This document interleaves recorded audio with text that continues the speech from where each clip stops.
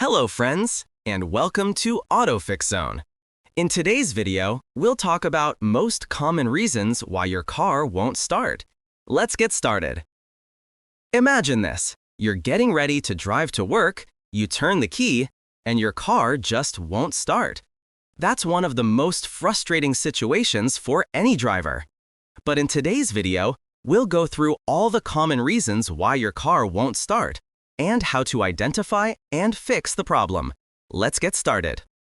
Dead or weak battery. The first and most common reason is a dead or weak car battery.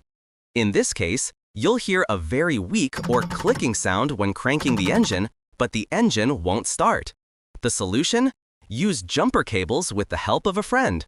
After the car starts, make sure the alternator is charging the battery properly. If the alternator is working fine but the battery keeps failing, then the battery is damaged and must be replaced. Faulty starter motor. The second reason could be a problem with the starter motor. In this case, you might not hear the engine cranking at all. Instead, you'll only hear a clicking sound from the starter solenoid. To fix this, check the starter relay and the fuse first. If one of them is blown, replace it. Sometimes, gently tapping the starter solenoid while trying to start the engine can help it work temporarily. Fuel delivery problems. The third reason is fuel not reaching the engine. Here, you'll hear the engine cranking normally, but it won't start. This could be due to a bad fuel pump, a burned-out relay, or a blown fuse. To check the fuel pump, listen carefully for a humming sound that lasts 3 to 5 seconds when you turn the ignition on. If you don't hear it, your fuel pump is not working. Ignition system failure. The fourth reason could be faulty ignition coils or worn-out spark plugs. In this case, again, you'll hear the engine cranking, but it won't actually start. The problem might be a burnt fuse or a failed ignition coil. One way to check is by carefully removing one of the ignition wires and holding it close to the engine body while cranking. If there's no spark, your ignition coil is faulty. Bad crankshaft position sensor. The fifth reason, the most common issue, a bad crankshaft position sensor.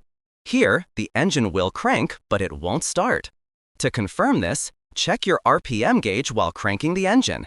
If the needle doesn't move at all, it's most likely the crankshaft sensor. And here's an important tip.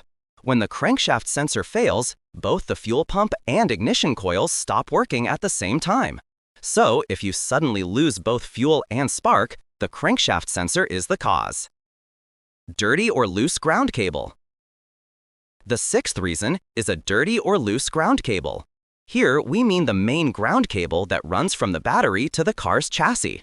It's very easy to check. Just look at the cable and make sure it's clean and firmly connected. If it's corroded or loose, you'll face difficulty and delays when starting the engine. However, in most cases, this issue rarely prevents the car from starting completely. Immobilizer or anti-theft system problem. And finally, the seventh reason is a problem with the car's immobilizer or anti-theft system. In this case, you will hear the engine cranking, but it won't actually start. Both the ignition coils and the fuel pump will stop working. Now, here's the difference between this and a bad crankshaft sensor. With an immobilizer issue, the RPM gauge will still move slightly when you crank the engine, but the car won't start. Sometimes the fix is as simple as replacing the battery inside your car's remote key or using the spare key instead.